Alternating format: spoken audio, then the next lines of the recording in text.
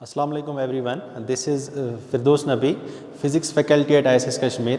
Today I am here to share some important points which can be helpful in your preparation for the subject physics. So first point that you should keep in mind, अगर आपको physics का कोई भी concept अच्छे से पढ़ना है, you should have a thorough understanding of basic mathematics, because physics के हर एक कॉन्सेप्ट में बेसिक मैथमेटिक्स के कॉन्सेप्ट्स यूज होते हैं, like differentiation, integration, basic coordinate geometry and basic trigonometry. Okay, next point is that physics में जो most of the quantities है जिनके साथ हम डील करते हैं, दोज आर वेक्टर्स. सो उनको प्रॉपरली एनालाइज करने के लिए you should have a thorough understanding of vectors, like vector resolution, vector products, जिसमें स्पेसिफिकली डॉट प्रोडक्ट और क्रॉस प्रोडक्ट आपको पता होना चाहिए. देन अगर आप फिजिक्स में कोई भी टॉपिक पढ़ते हो, उसके मेनली दो पार्ट्स में हम उसको डिवाइड कर सकते हैं. First is theory and then उसके ऊपर questions. So first you should focus on theory.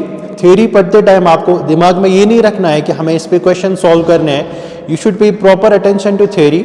Once you are done with the theory then you can proceed to questions. Questions में भी मैंने क्या देखा है, अक्सर स्टूडेंट्स के को कॉन्सेप्ट्स तो पता होते हैं, उनका फॉर्मूला सब कुछ सही होता है, लेकिन दे commit calculation mistakes. So calculation mistakes कैसे अवॉइड हो सकती है? से फॉर एग्जांपल आपके पास कोई क्वेश्चन है, a body of mass 1 kg and a body of mass 2 kg is given. तो पहले आप क्या करोगे, आप इन जनरल क्वेश्चन को सॉल्व करोगे taking m1 and m2. Then at last आप m1 का वैल्यू 1 kg रखोगे, m2 का वैल्यू 2 kg रखोगे. इससे आपकी कैलकुलेशन मिस्टेक्स अवॉइड हो सकती है. And then next point is, say for example आप किसी बुक से कोई क्वेश्चन कर रहे हो और आपको वो क्वेश्चन क्लिक नहीं हो रहा है कि इसमें क्या कॉन्सेप्ट यूज होगा, तो आप फौरन सॉल्यूशन देखते हो बुक के पीछे से. पहले आप खुद से ट्राई करो, 2-3 बार ट्राई करो, नए से क्वेश्चन पढ़ो, क्या पता अगली बार आपको वो क्वेश्चन क्लिक कर जाए. तो उसके बाद 2-3 बार पढ़ने के बाद भी अगर वो क्वेश्चन क्लिक नहीं करता तो उसके बाद आप सॉल्यूशन देख सकते हो.